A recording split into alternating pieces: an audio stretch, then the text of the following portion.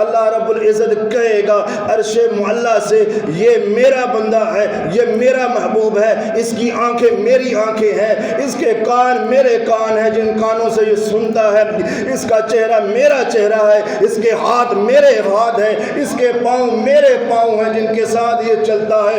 اللہ رب العزت کہتے ہیں اب اس کے سارے جسم کے اعضاء کو میں نے اپنی تابعداری اطاعت گزاری میں لگا دیے ہیں، اب یہ اس نے عروج پا لیا ہے، اللہ رب العزت کی محبت کو پا لیا ہے۔ جناب محمد رسول اللہ صلی اللہ علیہ وسلم فرماتے ہیں کہ اللہ اعلان کرتا ہے اب اس نے سنتوں کو ادا کیا، نہ جاننا ہلکا ان سنتوں کو کہ فرض ادا کر لیے تو نماز ہو گئی، نوافل بھی ضروری ہے، سنتیں بھی ضروری ہے، اور یاد رکھنا وہ سنتیں وہ نوافل ضروری ہے جو جناب محمد رسول اللہ صلی اللہ علیہ وسلم نے بتائی ہے فرضی نماز سے پہلے یا بعد والی۔ اب اللہ اعلان کرتا ہے یہ میرا بندہ ہے، جو کچھ سوال کرے گا میں اسے عطا کر دوں گا، میری طرف سے کوئی نہ نہیں ہوگی۔ اللہ رب العزت کیا دینے لگے ہیں؟ اب انتہائی اہم ترین آپ کو بات بتاتا ہوں جو میرے دماغ کے اندر جو ہے نا اس نے کھلبلی مچائی کہ میں سوچ کے انتہائی جو ہے نا وہ ششدر سا بولوں۔ اما بعد فإن احسن الحديث كتاب الله وخير الحدي حدي محمد صلى الله عليه وسلم وشر الأمور محدثاتها وكل محدثة بدعة وكل بدعة ضلالة وكل ضلالة في النار۔ اللهم صل على محمد وعلى آل محمد كما صليت على إبراهيم وعلى آل إبراهيم إنك حميد مجيد۔ اللهم بارك على محمد وعلى آل محمد كما باركت على إبراهيم وعلى آل إبراهيم إنك حميد مجيد۔ إن الله وملائكته يصلون على النبي يا أيها الذين آمنوا صلوا عليه وسلموا تسليما كثيرا۔ أو قال الله تبارك وتعالى في قرآن الحكيم إنا أنزلناه في ليلة القدر۔ أو قال النبي صلى الله عليه وسلم إذا دخل العشر أحياء ليله وأيقظ أهله وشر مئزره۔ رب اشرح لي صدري ويسر لي أمري واحلل عقدة من لساني يفقه قولي۔ رب زدني علما رب زدني علما رب زدنی علما۔ ہر قسم کی حمد و ثنا، کبریائی، بڑھائی، تعریفات اللہ احکم الحاکمین کے لیے۔ بے شمار درود و سلام سید الاولین والآخرین، امام المجاہدین، خاتم النبیین، جناب محمد الرسول اللہ صلی اللہ علیہ وسلم کی ذات اقدس پر۔ برادران اسلام، جب سے رمضان المبارک کا مہینہ شروع ہوا ہے، اس رمضان المبارک کے مہینے کے ساتھ کچھ ایسے اعمال ہیں جو خاص ہیں، جیسے روزہ ہے، قرآن ہے، زکوٰۃ ہے۔ یہ وہ اعمال ہیں جن کا رمضان المبارک کے ساتھ بڑا گہرا تعلق ہے، اور کچھ ایسے اعمال ہیں کہ جن کا بہت ہی زیادہ گہرا تعلق آخری عشرے کے ساتھ ہے، یعنی رمضان المبارک کے آخری دن 10 دنوں کے ساتھ۔ وہی چیزیں آپ کے سامنے گوش گزار کرنے لگا ہوں۔ آئیے دیکھیے کہ اللہ رب العزت وہ کیا چیزیں بتانے لگے ہیں کہ جو بڑی خاص ہیں آخری عشرے کے ساتھ۔ اللہ رب العزت نے اپنے قرآن حکیم میں یہ بات ارشاد فرمائی، اِنَّا أَنزَلْنَاهُ فِي لَيْلَةِ الْقَدْرِ۔ اللہ تعالیٰ نے اعلان کیا کہ ہم نے نازل کیا لیلۃ القدر میں۔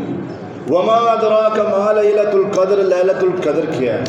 آؤ چلتے ہیں پہلے اس چیز کی طرف جس چیز کی طرف اللہ نے سب سے پہلے اشارہ کیا، اِنَّا أَنزَلْنَاهُ۔ اللہ کیا نازل کیا؟ او اللہ رب العزت کا قرآن ہے۔ اللہ رب العزت خود ہی بتانے لگا ہے تم سب کو کہ مالک کائنات نے سب سے پہلے تمہاری طرف کیا چیز نازل کی ہے، کیا چیز دی ہے۔ اللہ کا قرآن کہتا ہے شہر رمضان الذی انزل فیہ القرآن ھدی للناس وبینات من الھدی والفرقان۔ اللہ رب العزت نے کھلا اعلان کیا، فرمایا شہر رمضان الذی انزل فیہ القرآن، یہ رمضان کا مہینہ، ماہ صیام کا مہینہ، اس میں سے ایک رات ایسی ہے جو لیلۃ القدر کی رات ہے، ماہ صیام کا مہینہ ہے، اس مہینے کے اندر ہم نے قرآن کو نازل کیا۔ شہر رمضان الذی انزل فیہ القرآن ھدی للناس وبینات من الھدی والفرقان۔ اللہ کا قرآن کہتا ہے ہم نے لوگوں کے لیے ہدایت بنا کر کے قرآن کو اتارا اور حق اور باطل کے درمیان فرق کرنے والی چیز اور کتاب بنا کر کے اتار دی۔ اب قرآن حکیم آ گیا، قرآن حکیم اترا۔ اب دیکھیے اللہ نے یہ بات تو کہی کہ ہم نے قرآن پاک کو اتارا، ماہ صیام میں اتارا، اور اللہ رب العزت نے چیلنج بھی کیا، کیونکہ اللہ رب العزت نے جب جناب محمد الرسول اللہ صلی اللہ علیہ وسلم کو مبعوث فرمایا مکے میں، اور نبوت کا تاج جو ہے وہ سر پہ پہنا دیا، نبی بنا دیا، اور فرمایا ہے محمد الرسول اللہ صلی اللہ علیہ وسلم جس وقت ہم نے آپ کو نبی بنایا ہے، نبوت کا تاج آپ کے سر پہ پہنایا ہے، یہ وقت ایسا وقت ہے، بڑے عربی دان، لغت دار، ماہر جو ہیں وہ عربی کے موجود ہیں، شعر و شاعری کرنے والے موجود ہیں، بڑا عروج پانے والے اور عروج حاصل کرنے والے لوگ موجود ہیں۔ میرے لاڈلے پیغمبر جناب محمد الرسول اللہ صلی اللہ علیہ وسلم لکھیے، سورہ اخلاص کو لکھیے اور بیت اللہ کی دیوار کے ساتھ چسا کر دیجئے، لگا دیجئے، کیونکہ بڑے بڑے ماہر عربی دان، شعر و شاعری کرنے والے اور کہاوتیں لکھنے والے وہ بیت اللہ کی چھت کے ساتھ لا کر کے لگا دیتے تھے، اور جس کا سب سے اچھا اور عمدہ رہ جاتا تھا اس کا لگا رہتا تھا، باقی سب کا اتار دیا جاتا تھا۔ اب جناب محمد الرسول اللہ صلی اللہ علیہ وسلم نے لگا دی، ان لوگوں نے شعر و شاعری بھی لگا دی۔ اب انتخاب کرنے کی باری آئی کہ دیکھا جائے کہ کس کا کلام سب سے بہترین ہے، عمدہ ہے۔ دیکھا تو سورۃ اخلاص پہ نظریں جم گئی، رک گئیں کافروں کی۔ یہ بڑی بلاغت اور فصیح علم رکھنے والے لوگ عربی کے اوپر نظریں جم گئیں، ٹھہر گئیں۔ یہ جو کلام ہے نا یہ کسی بشر کا نہیں ہے، انسان کا نہیں، یہ کسی آسمانی مخلوق کا کلام ہے۔ کلام جب اللہ رب العزت اتارے تو وہ کیوں نہ عمدہ ہو اور بہترین ہو۔ اللہ رب العزت نے قرآن میں یہ بات کہی اور علی الاعلان یہ بات کہی، قُلْ لَا إِنِ اجْتَمَعَتِ الْإِنسُ وَالْجِنُّ عَلَىٰ أَن يَأْتُوا بِمِثْلِ هَٰذَا الْقُرْآنِ لَا يَأْتُونَ بِمِثْلِ هَٰذَا الْقُرْآنِ لَا يَأْتُونَ بِمِثْلِهِ وَلَوْ كَانَ بَعْضُهُمْ لِبَعْضٍ ظَهِيرًا۔ اللہ رب العزت نے قرآن میں یہ کہا، یہ بلوغت کے اوپر پورا عروج رکھنے والے، شعر و شاعری کرنے والے، یہ سارے کے سارے مل جائیں، اور جن و انسان مل جائیں، بڑے بڑے بشر مل جائیں، لوگ مل جائیں، اور مل کر کے میرے قرآن جیسی ایک صورت لے کر کے آ جائیں، نہیں لا سکتے۔ اللہ نے پھر کہا وَإِن كُنتُمْ فِي رَيْبٍ مِّمَّا نَزَّلْنَا عَلَىٰ عَبْدِنَا فَأْتُوا بِسُورَةٍ مِّن مِّثْلِهِ إِن كُنتُمْ صَادِقِينَ۔ اس جیسی کوئی ایک صورت، کوئی ایک آیت ہی لے آؤ، اللہ کا قرآن کہتا ہے وَإِن كُنتُمْ فِي رَيْبٍ مِّمَّا نَزَّلْنَا عَلَىٰ عَبْدِنَا فَأْتُوا بِسُورَةٍ مِّن مِّثْلِهِ وَادْعُوا شُهَدَاءَكُم مِّن دُونِ اللَّهِ إِن كُنتُمْ صَادِقِينَ۔ تم بلغت کے اوپر، عربی کے اوپر پورا عروج رکھتے ہوگے، جنہیں تم مجھے چھوڑ کر کے غیر اللہ کو الہ مناتے ہو، ان کو بھی اکٹھا کر لو، لے آؤ، سر توڑ کوششیں کر لے، میرے قرآن جیسی کوئی کتاب نہیں بنا سکتا۔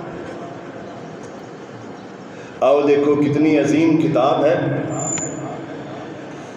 کہ اللہ رب العزت نے قرآن میں یہ بات ارشاد فرمائی لا یمسہ الا المطہرون، کہ اللہ رب العزت نے عرش معلیٰ سے انتخاب کیا۔ کس کا انتخاب کیا ہے؟ فرشتوں کا سردار ہے حضرت جبرائیل علیہ السلام۔ اس کے بعد فرش پہ دیکھا تو سب سے بہترین روح کو پایا، اس کا انتخاب کیا۔ اس کے بعد انسانوں میں سب سے بہترین انسان اور سب سے بہترین سینہ جس کا پایا وہ جناب محمد الرسول اللہ صلی اللہ علیہ وسلم کا سینہ اطہر ہے۔ اللہ رب العزت نے یہ بات سمجھائی ہے کہ قرآن حکیم جہاں سے آیا ہے، جس ذات نے بھیجا ہے وہ پاکیزہ ترین ذات ہے۔ اللہ رب العزت کی ذات ہے جو لے کر کے آیا حضرت جبرائیل علیہ السلام معصوم عن الخطا ہے، وہ پاکیزہ ترین جو ہے وہ جبریل ہے، فرشتہ ہے، اور جس سینہ اطہر پر میں نے اپنے قرآن کو اتارا ہے وہ کائنات کا سب سے پاکیزہ ترین سینہ ہے اور بہترین انسان ہے۔ جب اتنا پاکیزہ ترین ہو تو اللہ رب العزت کا قرآن کہتا ہے لا یمسہ الا المطہرون، کہ جب تک تم پاکیزہ نہیں نہ ہو جاؤ گے میری کتاب کو ہاتھ بھی نہیں لگانا۔ یہ اللہ رب العزت کا قرآن کہہ رہا ہے۔ قرآن ایسی کتاب ہے کہ امام آپ کو کھڑے ہو کے سناتا ہے، آپ پیچھے کھڑے ہو کے سنتے ہیں، اسے سنے بطور رحمت، اسے سنے بطور تعلیم۔ اللہ رب العزت کے پیارے نبی جناب محمد الرسول اللہ صلی اللہ علیہ وسلم فرماتے ہیں خیرکم من تعلم القرآن وعلمہ، بہترین انسان وہ ہے جو قرآن سیکھے اور سکھائے۔ جناب محمد الرسول اللہ صلی اللہ علیہ وسلم نے فرمایا من قام رمضان ایمانا و احتسابا غفر له ما تقدم من ذنبہ، جو انسان ثواب کی نیت کے ساتھ ایمان کی حالت میں آ کر کے مصلی امامت میں کھڑے ہو کر کے امام نماز تراویح پڑھاتا ہے، پیچھے کھڑا ہو کے تو سیکھتا ہے، سنتا ہے، بطور رحمت، بطور ہدایت جناب محمد رسول اللہ صلی اللہ علیہ وسلم نے فرمایا ہے رب کبریا تیری زندگی کے سابقہ گناہوں کو معاف کر دیں گے۔ میرے دوستو بھائیو، قرآن پاک اتنی معمولی کتاب نہیں ہے۔ اللہ رب العزت نے فرمایا لو انزلنا هذا القرآن على جبل لرأيته خاشعا متصدعا من خشیۃ اللہ۔ اللہ رب العزت نے کہا یہ قرآن ایسی کتاب ہے اگر میں انہیں پہاڑوں پہ سخت ترین چٹانوں پہ اتار دیتا، یہ پھٹ کر کے ریزہ ریزہ ہو کر کے روئی کے تنبوں کی طرح ہواؤں میں اڑ جاتے۔ اگر میں زمین پہ اتارتا زمین پھٹ جاتی۔ اگر میں مردوں کے اوپر قرآن پاک کو اتار دیتا، مردے قبروں سے اٹھ کر کے زمین سے نکل کر کے کلام کرتے۔ اللہ رب العزت نے قرآن اتارا ہے، یہی قرآن ہے جس کو سننے کے لیے اللہ رب العزت کے فرشتے بھی زمین پہ تشریف لے آتے ہیں۔ جناب محمد الرسول اللہ صلی اللہ علیہ وسلم فرماتے ہیں، بخاری کی حدیث صحابی آیا کہتا اللہ کے نبی میں رات کو قیام کر رہا تھا، سورۃ بقرہ کی آخری آیات تلاوت کر رہا تھا تو میرے سامنے میرے پاس ہی میرا گھوڑا بندھا ہوا تھا اور ساتھ میرا بچہ تھا۔ گھوڑے نے بھدکنا شروع کر دیا۔ میں نے دیکھا میرے سر کے اوپر جو روشنی آ گئی ہے اور جو روشنی ہوتی جا رہی اور ایسے ہو رہی جیسے میرے سر کے اوپر دیے جل رہے ہیں۔ محمد الرسول اللہ صلی اللہ علیہ وسلم جب میں قرآن پاک پڑھتا تھا تو پھر وہ جو لائٹیں تھیں وہ میرے قریب ہوتی جاتی تھی۔ جب میں قرآن کی تلاوت کو بند کرتا تھا تو وہ لائٹیں اور وہ دیے اوپر کی طرف چڑھتے تھے۔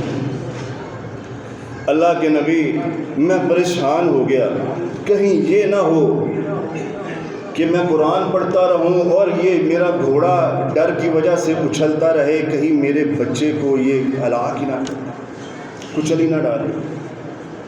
میں نے تلاوت کو بند کر دیا۔ اللہ کے نبی جناب محمد الرسول اللہ صلی اللہ علیہ وسلم نے فرمایا اے میرے پیارے صحابی، جب تو قرآن حکیم کی تلاوت کر رہا تھا، تلاوت کرتے ہوئے جو وہ لائٹیں تھیں یا وہ دیے تھے وہ لائٹیں اور دیے نہیں تھے، وہ اللہ رب العزت کے فرشتے تھے جو تیری پڑھی ہوئی کتاب، اللہ رب العزت کی پڑھی ہوئی کتاب قرآن حکیم کو سننے آئے تھے۔ اگر تو دن کے اجالے تک تلاوت قرآن حکیم کرتا رہتا تو صبح کے اجالے میں لوگ ان فرشتوں کو دیکھ لیتے۔ اللہ کہتے ہیں وہ ہدی و شفاء و رحمت للمؤمنین، ہم نے قرآن حکیم کو ہدایت بنا کر کے بھیجا ہے۔ ایسے الماری میں رکھ دینا، نہ پڑھنا، قرآن کو ہاتھ نہ لگانا، یہ گناہ کبیرہ ہے۔ اللہ کہتے ہیں فاذکرونی اذکرکم واشکروا لی ولا تکفرون، تم مجھے یاد کرو گے میں تمہیں یاد کروں۔ اور رمضان المبارک کے مہینے میں دوسرا اہم ترین کام جو ہم کرتے ہیں کہ دنیا کو چھوڑ کے آ کر کے مسجد میں بیٹھ جاتے ہیں اور مسجد کے ایک کونے میں بیٹھ کے ہم اعتکاف کرتے ہیں۔ اعتکاف یعنی دنیا سے قطع تعلقی کر دیتے ہیں، چھوڑ دیتے ہیں، میل جول بات چیت سارا کچھ چھوڑ کے، موبائلوں کو چھوڑ کر کے، موبائل کی دنیا کو ختم کر کے آ کر کے اعتکاف کرتے ہیں، اور اعتکاف کر کے اللہ رب العزت کو روٹھے ہوئے رب کو منانے کی کوشش کرتے ہیں۔ امی عائشہ صدیقہ طاہرہ رضی اللہ تعالیٰ عنہ فرماتی ہیں، کہتی ہیں ان نبی صلی اللہ علیہ وسلم کان اذا دخل العشر احیا لیلہ وایقظ اہلہ وشر مئزرہ، کہ جب ماہ صیام کا آخری عشرہ آ جاتا جناب محمد الرسول اللہ صلی اللہ علیہ وسلم کمر پستہ ہو جاتے، کمر پستہ ہو کے یعنی تازہ دم ہو کے ایسے نیکیوں کی طرف بڑھتے ہو، بھاگتے دوڑتے اور رات کو اٹھ کر کے قیام کرتے اور ہمیں بھی جگاتے اور ہم بھی قیام کرتے۔ حضرت عائشہ صدیقہ رضی اللہ تعالیٰ عنہ کہتی ہیں یہی چیز صحابہ کرام میں تھی، صحابہ کرام بھی اٹھ کر کے رات کو قیام کرتے تھے۔ اور امی عائشہ صدیقہ طاہرہ رضی اللہ تعالی عنہ فرماتی ہیں، کہتی ہے یجتہدون فی العشر الاواخر ما لا یجتہد فی غیرہا، کہ جناب محمد الرسول اللہ صلی اللہ علیہ وسلم رمضان المبارک کے آخری عشرے میں جتنی جد و جہد کرتے تھے وہ اس کے علاوہ کسی عام دنوں میں اتنی جد و جہد نہیں کرتے۔ اور امی عائشہ صدیقہ طاہرہ رضی اللہ تعالی عنہ فرماتی ہیں، کہتی ہے کہ جناب محمد الرسول اللہ صلی اللہ علیہ وسلم اعتکاف کرتے حتیٰ توفاہ اللہ، یہاں تک کہ آپ صلی اللہ علیہ وسلم دنیا سے کوچ کر گئے، دنیا سے چلے گئے۔ اس کے بعد پھر امہات المومنین نے اعتکاف کیا، یعنی امی عائشہ صدیقہ طاہرہ رضی اللہ تعالیٰ عنہ جناب محمد الرسول اللہ صلی اللہ علیہ وسلم کی گھریلو زندگی کو جانتی تھی کیونکہ آپ کی اہلیہ تھی، اور امی عائشہ نے آپ صلی اللہ علیہ وسلم کے گھریلو زندگی کے بارے میں بتایا کہ جناب محمد الرسول اللہ صلی اللہ علیہ وسلم اعتکاف کیا کرتے تھے، اور جناب محمد الرسول اللہ صلی اللہ علیہ وسلم آخری زندگی کے آخری دور میں آخری سال میں 20 دن اعتکاف کیا۔ یہ اعتکاف چھوٹی چیز نہیں ہے، اعتکاف بہت بڑی چیز ہے، اس کی حدود و قیود بھی ہے۔ ابو داؤد کی حدیث ہے، جناب محمد رسول اللہ صلی اللہ علیہ وسلم کہتے ہیں آپ اعتکاف میں بیٹھے ہوئے ہیں، مریض کی عیادت کے لیے نہیں جا سکتے، نماز جنازہ میں بھی نہیں جا سکتے، بیوی کے پاس بھی نہیں جا سکتے، اور کسی کام کے لیے بھی اپنے حجرہ کو مسجد کو چھوڑ کے باہر نہیں جا سکتے، یہاں تک کہ کوئی ایسا ضروری کام ہو کہ جسے کیے بغیر رہ ہی نہیں سکتے اس کے لیے نہیں کر سکتے۔ آؤ دیکھنا بات کس طرف جا رہی ہے، بڑی انتہائی اہم بات بتانے لگا ہوں آپ کو کہ جناب محمد رسول اللہ صلی اللہ علیہ وسلم کہتے فرماتے ہیں جس شخص نے قرآن سنا، قرآن کی تلاوت کی، قیام کیا، روزے رکھے، روزے رکھنے کے بعد اعتکاف بھی کیا، آپ صلی اللہ علیہ وسلم کہتے ہیں اس نے اعتکاف بھی کیا، نمازیں بھی پڑھی۔ اب اللہ رب العزت عرش معلیٰ سے کیا اعلان کرنے لگے ہیں؟ اللہ رب العزت کہتے ہیں یہ میرا پیارا ہے، میں اس سے محبت کرتا ہوں، اب جس نے اس کے ساتھ عداوت کی میں اس کے ساتھ کھلا اعلان دشمنی کا اعلان کرتا ہوں۔ کس کے لیے اعلان ہونے لگا ہے؟ جو نمازیں پڑھتا ہے اللہ رب العزت کو راضی کرتا ہے، خوش کرتا ہے۔ یہ وہ چیز ہے، نماز جو چیز ہے وہ اللہ رب العزت کے قریب کر دیتی ہے انسان کو۔ اب جب نماز قریب کر دیتی ہے مگر اللہ رب العزت کے قریب وہ عروج نہیں حاصل کرواتی جو دو چیزوں کے علاوہ حاصل نہیں ہوتا۔ عروج مل جاتا ہے، اللہ رب العزت کا قرب مل جاتا ہے انسان کو نماز فرضی ادا کرنے کے بعد، مگر جو عروج ملنا تھا وہ ابھی نہیں ملتا۔ وہ عروج کیسے ملے گا؟ وہ سنتیں پڑھ کے، نوافل ادا کر کے۔ جناب محمد الرسول اللہ صلی اللہ علیہ وسلم نے فرمایا اعتکاف کی حالت میں سنتیں بھی ادا کرنی ہے، نوافل بھی ادا کرنی ہے۔ جب آپ سنتوں کو بھی ادا کریں گے، نوافل بھی ادا کریں گے، اللہ رب العزت کہے گا عرش معلیٰ سے یہ میرا بندہ ہے، یہ میرا محبوب ہے، اس کی آنکھیں میری آنکھیں ہیں، اس کے کان میرے کان ہیں جن کانوں سے یہ سنتا ہے، اس کا چہرہ میرا چہرہ ہے، اس کے ہاتھ میرے ہاتھ ہیں، اس کے پاؤں میرے پاؤں ہیں جن کے ساتھ یہ چلتا ہے۔ اللہ رب العزت کہتے ہیں اب اس کے سارے جسم کے اعضاء کو میں نے اپنی تابعداری اطاعت گزاری میں لگا دیے ہیں۔ اب یہ اس نے عروج پا لیا ہے، اللہ رب العزت کی محبت کو پا لیا ہے۔ جناب محمد الرسول اللہ صلی اللہ علیہ وسلم فرماتے ہیں کہ اللہ اعلان کرتا ہے اب اس نے سنتوں کو ادا کیا، نہ جاننا ہلکا ان سنتوں کو کہ فرض ادا کر لیے تو نماز ہو گئی، نوافل بھی ضروری ہے، سنتیں بھی ضروری ہے، اور یاد رکھنا وہ سنتیں وہ نوافل ضروری ہے جو جناب محمد الرسول اللہ صلی اللہ علیہ وسلم نے بتائی ہے فرضی نماز سے پہلے یا بعد والی۔ اب اللہ اعلان کرتا ہے یہ میرا بندہ ہے، جو کچھ سوال کرے گا میں اسے عطا کر دوں گا، میری طرف سے کوئی نہ نہیں ہوگی۔ اللہ رب العزت کیا دینے لگے ہیں؟ اب انتہائی اہم ترین آپ کو بات بتاتا ہوں جو میرے دماغ کے اندر جو ہے نا اس نے کھلبلی مچائی کہ میں سوچ کے انتہائی جو ہے نا وہ ششدر سا ہوں کہ نماز ایسی ایک چیز ہے، اللہ رب العزت کی عبادت طلوع فجر سے لے کے غروب آفتاب تک ہوتی ہے، جب تک سورج غروب ہو جاتا ہے، اور رات کے طلوع ہونے کے بعد، رات کی اندھیرا آنے کے بعد صبح کے سورج نکلنے تک اللہ رب العزت کی عبادت ہوتی رہتی ہے مسلسل۔ بیت اللہ کے ارد گرد طواف ہوتا رہتا ہے، عبادت ہو رہی ہے، مگر وہ طواف بھی کس وقت رکتا ہے؟ جب اللہ اکبر کی آواز آتی ہے، مؤذن اذان دے دیتا ہے، سارا جو عبادت چل رہی تھی عبادت رک جاتی ہے، نامہ اعمال میں نیکیاں لکھی جا رہی ہیں۔ اندازہ لگائیں کہ آپ کی زندگی کے ساتھ یہ نماز، یہ نوافل، یہ سنتیں کتنی زیادہ ضروری ہیں۔ اللہ رب العزت کہتے ہیں تیرا کام، تیرا سارا کچھ نماز کے بعد، نماز کے وقت کے اندر جو ہے وہ سارا کچھ حرام ہو جائے گا۔ اللہ کہتے ہیں جس کی طرف تو بھاگتا ہے، دوڑتا ہے، فاذکرونی فاذا قضیت الصلاۃ فانتشروا فی الارض وابتغوا من فضل اللہ۔ اللہ رب العزت کہتے ہیں جو رزق تو تلاش کرنا چاہتا ہے میں تجھے ان کو پڑھنے کے بعد، نماز کو ادا کرنے کے بعد دوں گا۔ اتنی انتہائی اہم ترین چیز نماز ہے جو اللہ رب العزت کا قرب دلا رہی ہے۔ تجھے، مجھے، ہم سب کو رمضان کس لیے تیار کر رہا ہے؟ اس لیے تیار کر رہا ہے کہ ہم نمازی بن جائیں، ہم نمازی بن کے اپنے ان گناہوں کی چتا کو، ان گناہوں کی آگ کو جو جل رہی ہے، جو ہم نے خود جلائی ہے اپنے ہاتھوں کے ساتھ، جس کے اندر ہم نے خود ڈلنا ہے۔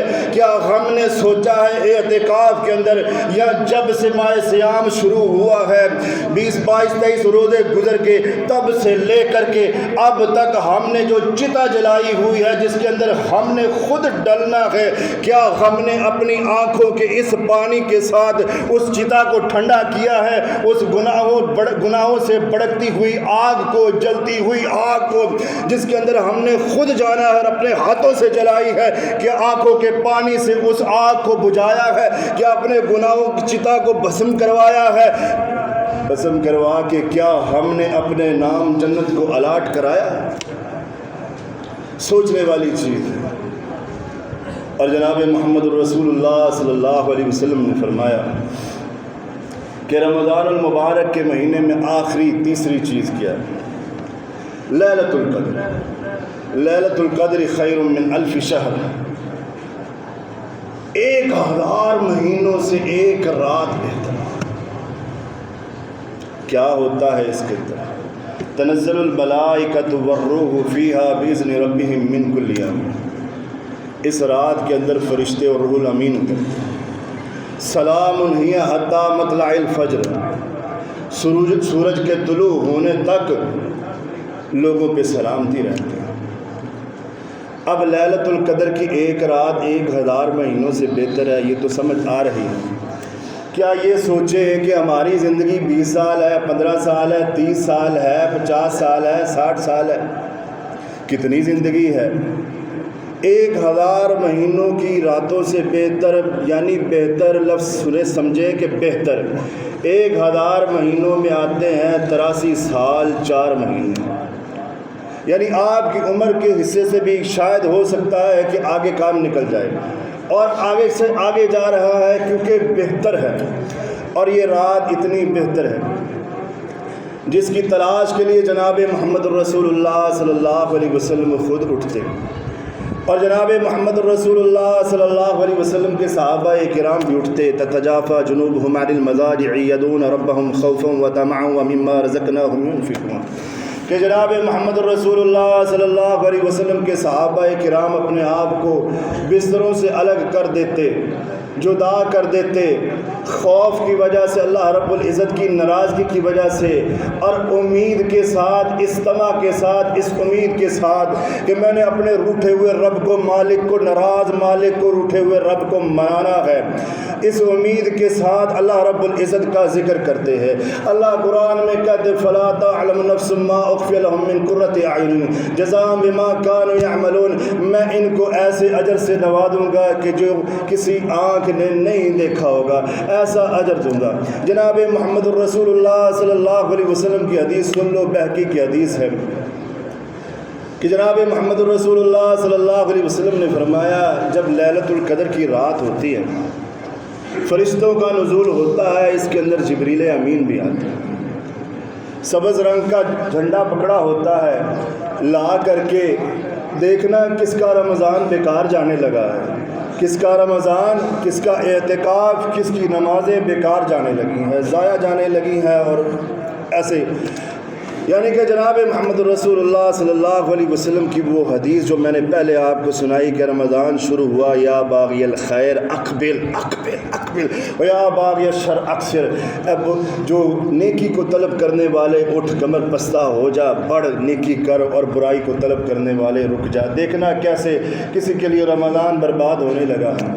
اللہ کے نبی نے فرمایا جبریل آتے ہیں، سبز رنگ کا جھنڈا پکڑا ہوتا ہے، اور بیت اللہ کی چھت پہ لگا دیتے ہیں، اور اس کے بعد فرشتوں کو اعلان کرتے ہیں کہ اللہ کے فرشتوں زمین میں بکھر جاؤ، اور حضرت جبرائیل علیہ السلام اپنے پروں میں سے، بازوؤں میں سے 2 بازو پھیلاتے ہیں جو مشرق اور مغرب کے کناروں تک پھیل جاتے ہیں۔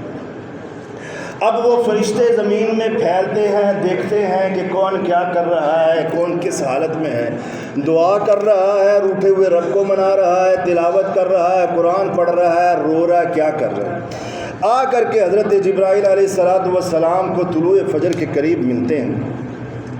اب کہتے ہیں کہ حضرت جبرائیل علیہ السلام ہم نے چکر تو لگا دیا، مگر ایک بات جو ہے نا وہ سمجھ میں نہیں آ رہی کہ آپ بتائیں تو صحیح، ہم نے چکر لگایا، کیا اللہ رب العزت نے ان کے ساتھ سلوک کیا کیا، ان لوگوں کے ساتھ، یہ جاگنے والے، قرآن کی تلاوت کرنے والے، روزے رکھنے والے، قیام اللیل کرنے والے، اللہ رب العزت نے ان کے ساتھ سلوک کیا کیا، جبریل بتائیں تو صحیح۔ حضرت جبرائیل علیہ السلام فرماتے ہیں کہ اللہ رب العزت نے ان کی طرف نظر رحمت اور کرم کے ساتھ دیکھا اور ان کے اوپر خاص اپنی رحمت کر دی، مگر 4 قسم کے ایسے لوگ ہیں جن کے ساتھ اللہ رب العزت ابھی بھی ناراض ہے، ان کا روزہ بھی بیکار، ان کا رمضان بھی بیکار، قرآن بھی بیکار، تلاوت بھی بیکار، سارا کچھ ان کی عبادات کرنی بیکار چلے گی۔ پوچھا جبریل وہ کون سے 4 قسم کے لوگ ہیں؟ کہا سب سے پہلا وہ انسان جو شراب پیتا ہے، شراب پیتا ہے، شرابی کے ساتھ ابھی بھی اللہ رب العزت ناراض ہے۔ دوسرا وہ انسان جو ماں باپ کا نافرمان ہے، ماں باپ کے ساتھ بے ادبی کے ساتھ پیش آتا ہے۔ تیسرا وہ شخص جو کینہ رکھتا ہے، کینہ، عداوت، بغض رکھتا ہے، ہر وقت اس چیز میں لگا رہتا ہے کہ اس کی کوئی برائی، کوئی چیز مجھے ملے اور میں جو ہے اس کو ذلیل کروں، ہر وقت اس چیز میں لگا ہوا۔ تو بھائی جب مر ہی جانا ہے تو پھر دوسروں کی برائیاں دیکھنے کا کیا فائدہ، اپنی برائیوں کی طرف انسان دیکھ لے۔ اور تیسرا انسان وہ ہے جو رشتہ داریوں کو توڑتا ہے، بہن بھائی کے ساتھ قطع تعلقی جائیداد کی وجہ سے اور رشتہ داروں کے ساتھ قطع تعلقی کر دیتا ہے، یہ اس کا رمضان بیکار چلا جاتا ہے۔ 4 قسم کے لوگوں کا، باقی جن کا ہے اللہ رب العزت ان کی طرف نظر رحمت اور کرم کے ساتھ دیکھتا ہے۔ رمضان چل رہا ہے، زیادہ توقع جو ہے وہ ہفتے کی عید کے ہے، کیونکہ ہم یہاں رہتے ہیں، کچھ بھی ہو سکتا ہے، جمعے کی بھی عید ہو سکتی ہے، تو اس حوالے سے اہم ترین بات یہ ہے کہ صدقۃ الفطر جو ہے وہ دینا۔